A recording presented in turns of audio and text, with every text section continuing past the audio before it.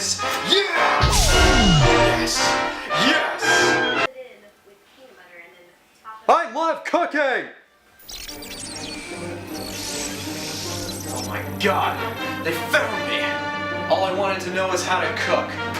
They give me this shit? I need something bigger. Okay. Time to reach into the portal. Again.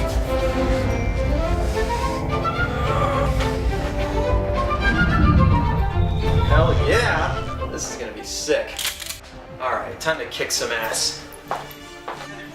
All I wanted to learn was to cook. And these bitches here... Wait, there's no lock on this door. Oh yeah.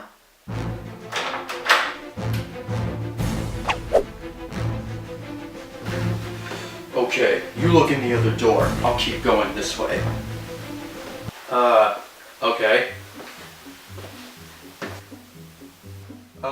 Nope. Nothing here. This is serious. This guy's about to learn to think for himself. He was gonna watch a cooking show. Apparently, that's a serious penalty for the government today. Our section of the government... Jesus, they sound like an old married couple. And right now, this guy... What's up, bitches? Ah, stop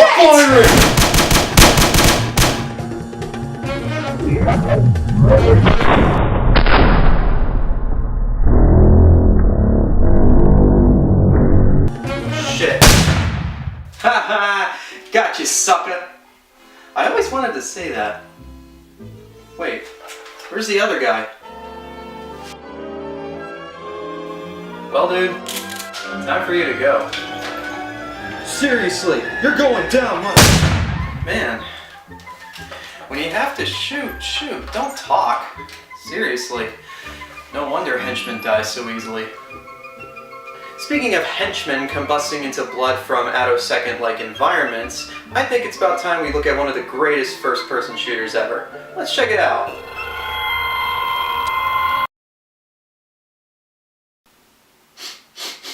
Why does it smell like Fear. First encounter assault recon. More like fisting Hunter. Wait, that's too easy. The game was developed by Monolith Studios, who are well versed in developing PC games, making classics like, Blood and the Operative series. Oh look, The Matrix! Either way, it seems we're in good hands since they have been known to make quality action games. I remember the game being heavily advertised in computer gaming magazines and all over the internet at the time, as well as making a big deal of the graphics and how powerful of a machine you need to run it. Sort of how Duke Nukem and Battlefield 2 was advertised in the same era as well. I mean, it's not like they do that sort of thing nowadays.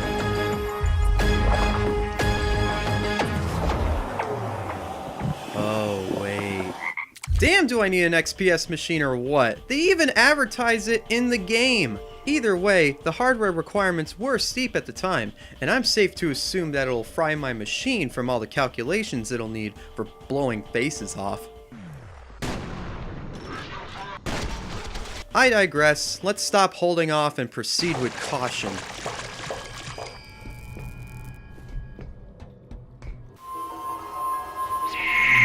Huh. I swear I keep seeing things. Well, let's enter this game. Wait, this is my kitchen. Did this thing work? Oh shit. Oh hey, you look sad. What's wrong? Looks like somebody needs a hug. Oh shit! Why are you screaming? It hurts my ears. Oh hey look, armored guards appear. They look friendly. Maybe they'll help me out. Oh wait, why are they pointing their guns at them? Oh god! Wait, what is he eating? No, no, no! Oh, that wasn't bad. In Fear, you play as a dude known as Point Man, who, with your team of broskies, is tasked by Matlock here to find Paxton Fettel, the creep who was having humans as a snack. Essential vitamins and nutrients? But as it turns out, not only does he have an appetite for flesh, but he also has the power to control the armored guards using his mind. Where's Akira when you need him? But of course, there's more to this story than trying to hunt down bloody Mr. Smith over here. There's also the poster child herself named Alma, who always shows up at the strangest times, and always mindfucks you at every turn. But more on that later. Let's talk about shooting! It is of course an FPS when you get down to its core design. Like Half-Life beforehand, moving around is easy using the good old-fashioned WSAD keys, and shooting feels great and effective. But also like Half-Life, you get to do this too.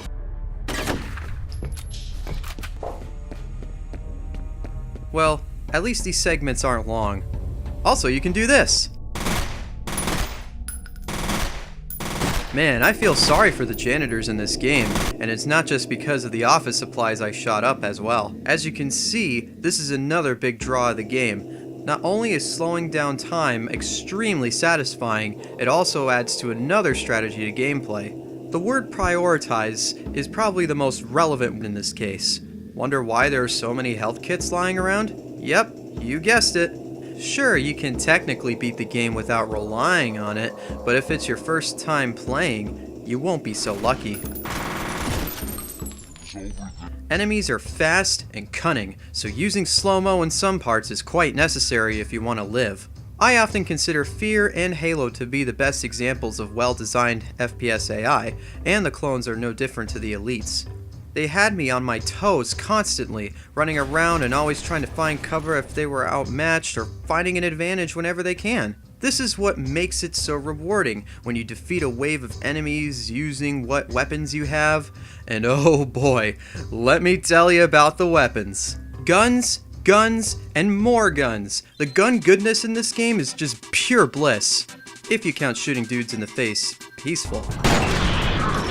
All the weapons in the game are lethal and just a blast to use. From the loneliest pistol to you dual-wielding John Woo style, you'll feel like you're the most powerful human being on Earth. Sure, you have your standard-issued assault rifles and submachine guns, but even they have a powerful punch when delivered to your patients just right. Okay, gotta aim down at your head, gotta give you your pain medicine.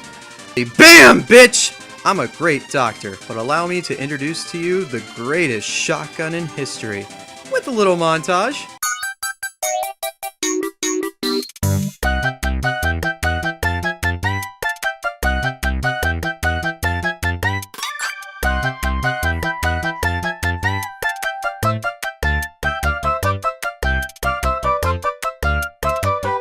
Okay, you get the point. It's one of the most satisfying guns you'll ever use in a game. I mean, just look at this guy.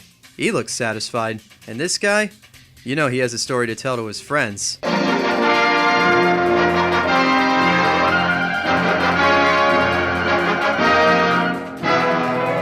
And that's not the only gun to wield such power. Yes, all Fear fans, well, Fear the Penetrator.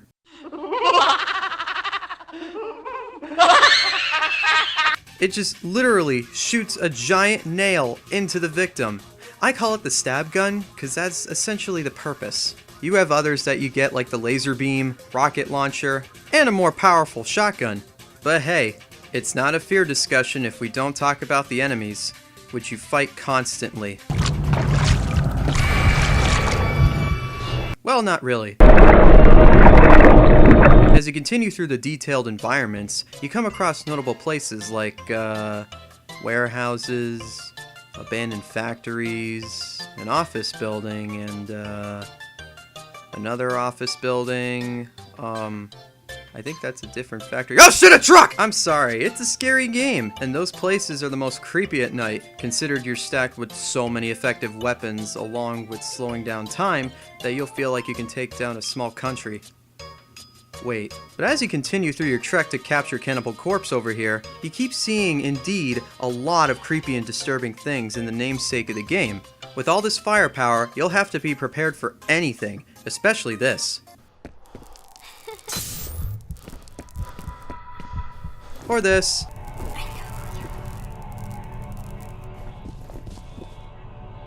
Or this! Why are you jumping in the water? It's too cold! I need to take the elevator. Jesus! More trucks! Damn, this game keeps getting more and more ridiculous. As always in horror games, just when you think you got the villain, he just keeps getting out of your reach. You fight more variants of clones like alphas, the scary ninjas, fucking robots, turrets. Jesus, what's next? Mechs? Say what? For just one dude trying to find the mysteries of the end of the world, I guess budget for the clones doesn't matter. This is Alma we're talking about. Speaking of Alma, this game will already reinforce the fact that little girls with supernatural powers are the most frightening thing since Chinese finger torture. She just appears and does this.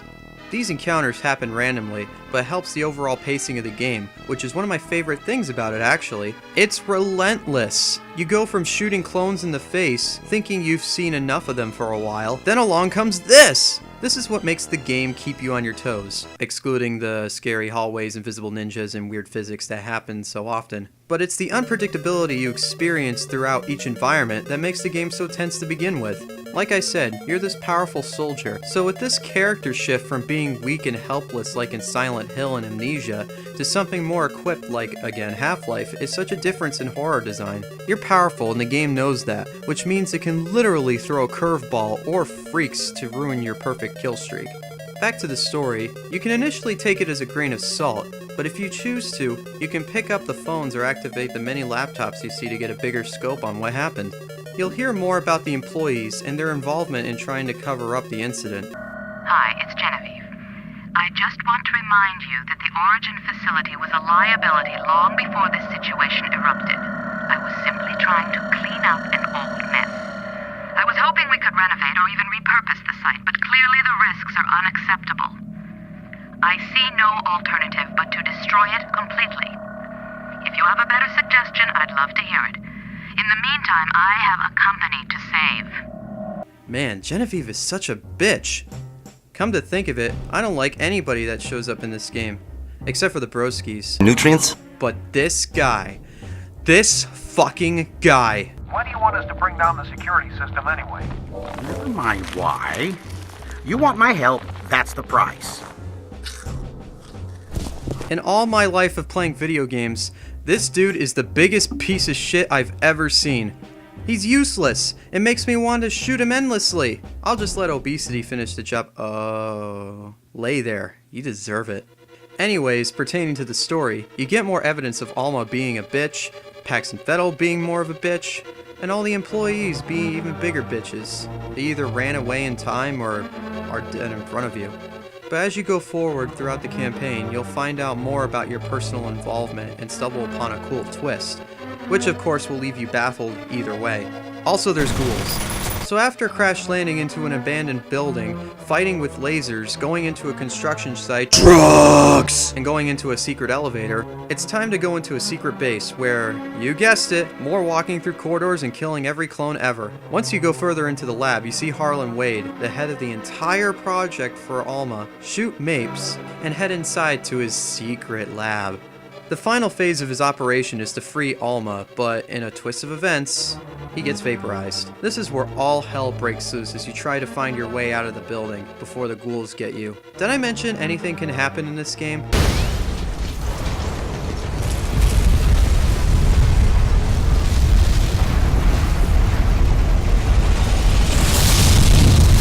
Yes, anything.